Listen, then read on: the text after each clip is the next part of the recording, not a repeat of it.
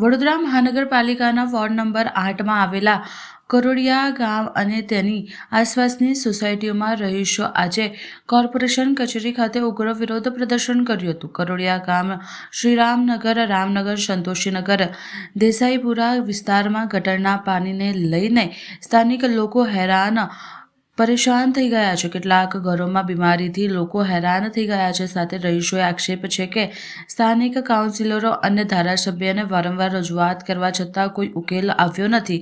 નેતાઓ માત્ર ચૂંટણી સમયે જ મત માંગવા માટે આવતા હોય છે, પછી વચનો ભૂલી જાય છે।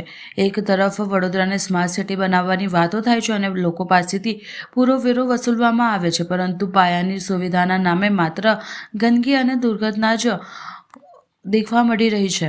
સ્થાનિક મહિલાઓ અને પુરુષો મોટી સંખ્યામાં એકત્ર થઈ કોર્પોરેશન કચેરી પહોંચ્યા હતા। રહીશોએ સ્પષ્ટ ચેતવણી આપી છે કે જો આ ગટરની સમસ્યાનો કાયમી ઉકેલ તાત્કાલિક નહીં આવવામાં આવે તો આગામી સમયમાં આંદોલન વધુ તેજ બનાવવામાં આવશે। કરોડિયા દેસાઈપુરામાંથી આવ્યા છે।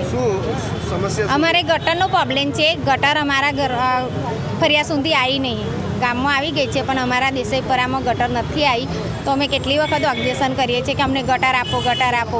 હવે લોકો વાટિંગ કરવા આવે તો આપીશું એવું કે છે, પછી કોઈ આપતું નથી। કેટલા ટાઈમથી આ સમસ્યા આ સમાચાર તો 40 વર્ષથી અમે રહીએ છીએ, પણ અત્યારે તો બધે જ ગટરો આવી ગઈ છે તો અમે ઓબ્જેક્શન ઉઠાવીએ છીએ। કેટલી સોસાયટીમાં આ તકલીફ? 4 સોસાયટી। શું નામ તમારું? મધુબેન।